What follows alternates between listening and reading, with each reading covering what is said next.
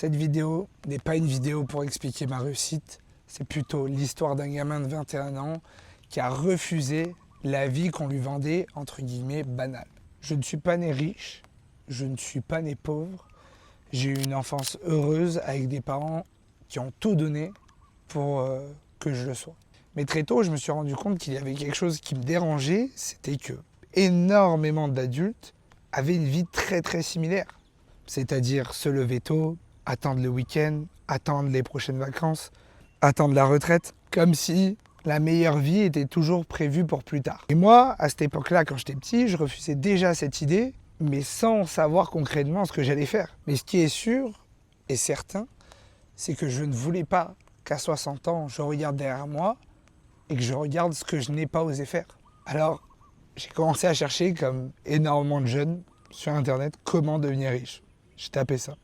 Ça m'a pas aidé. Et j'ai essayé de gagner de l'argent sur Internet comme énormément de jeunes actuellement. Et je vais pas vous vendre du rêve. Ça n'a pas marché tout de suite. J'ai testé je ne sais combien d'idées, j'ai regardé des centaines de vidéos. J'ai perdu de l'argent, j'ai perdu du temps. J'ai cru à énormément de choses qui au final ne marchaient pas. Mais au moins dans tout ça, chaque échec m'apprenait quelque chose au final.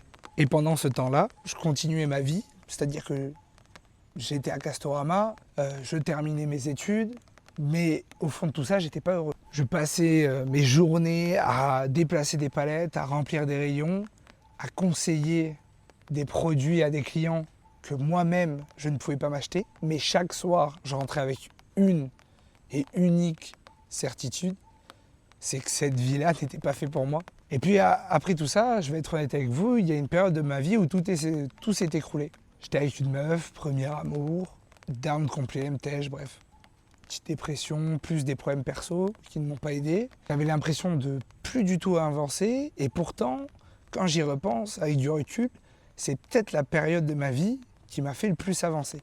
Et la période de ma vie était peut-être la plus importante pour moi actuellement. Parce que tout simplement, c'est à ce moment-là, sans repère, que j'ai compris qu'il fallait arrêter de chercher des excuses. Un jour, je me suis levé, je me suis regardé dans la glace avant de partir au travail comme tous les jours, qui était similaire, et je me suis dit, à partir d'aujourd'hui, tu ne regretteras plus jamais ce que tu fais de ta vie. Et j'ai aussi décidé que plus personne construirait ma vie à ma place. Donc ça n'a pas été facile, surtout pour annoncer à ma mère que je quittais mon travail, je quittais mes études.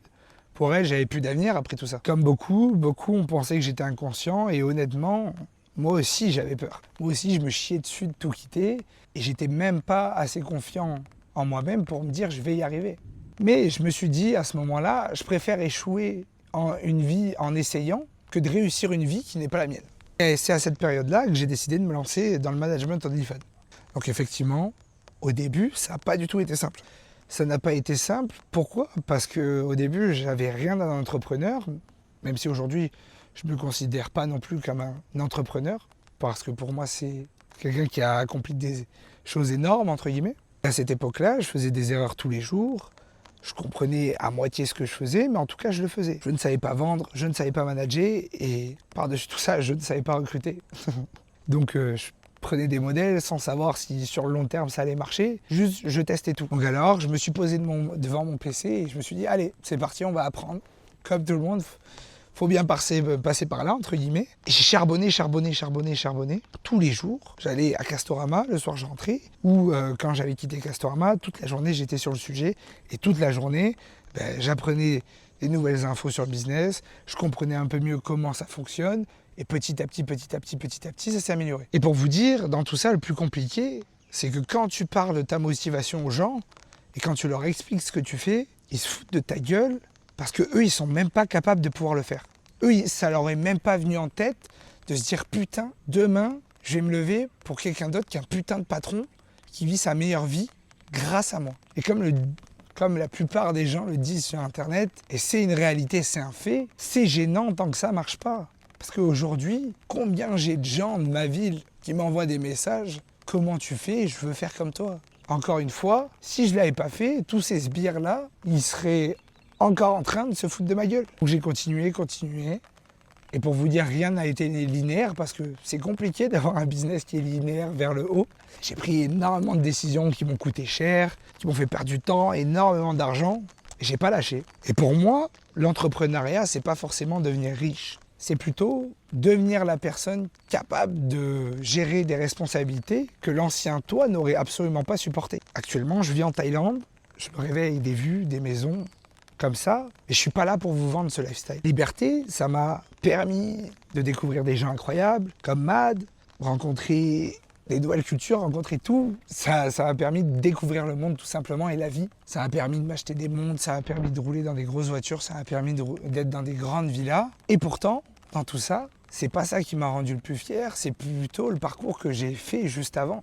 Aujourd'hui, je suis fier plutôt du gamin qui était perdu dans sa vie, du jeune qui est rentré du travail et qui se disait tous les jours « cette vie n'est pas faite pour moi ». Je suis fier du garçon qui a connu des échecs, des doutes et qui a continué malgré tout. Ma plus grande victoire n'a pas été l'argent, même si le but premier était ça. La plus grande victoire que j'ai eue, c'est plutôt de me réveiller un matin et de me dire « ok, j'ai une vie qui me ressemble, j'ai construit une vie qui me ressemble ». Et si je fais cette vidéo, c'est absolument pas pour vous dire de faire comme moi. Ce n'est pas pour vous vendre du rêve. Et chaque parcours est différent. Donc vous ne ferez pas la même chose que moi. Et chaque réussite demande un prix dans ta vie qui va être différent. Et je ne parle pas d'argent. Mais j'aimerais surtout que dans cette vidéo, tout le monde retienne quelque chose d'hyper important. Ne laissez jamais quelqu'un décider de votre vie à votre place. C'est votre vie. Peu importe d'où vous partez, peu importe le nombre de fois où vous échouez, cette rage, cette envie d'aller tout arracher, eh bien vous allez être étonné. Et changer sa vie, ça peut changer très rapidement. Et il faut se rappeler que le plus grand risque aujourd'hui, ce n'est pas d'échouer, mais c'est plutôt de finir sa vie en se disant « j'ai même pas essayé ». Donc voilà les gars, la pluie s'est arrêtée. Je me suis entre guillemets ouvert à vous pour que vous compreniez un peu mieux comment j'en suis arrivé là, comment j'en suis à vivre ce train de vie, comment j'en suis à être épanoui dans ma vie tout simplement. Et je le souhaite à tous de faire comme moi, pas forcément le même business, mais je vous souhaite à tous de réussir votre vie comme vous le voulez.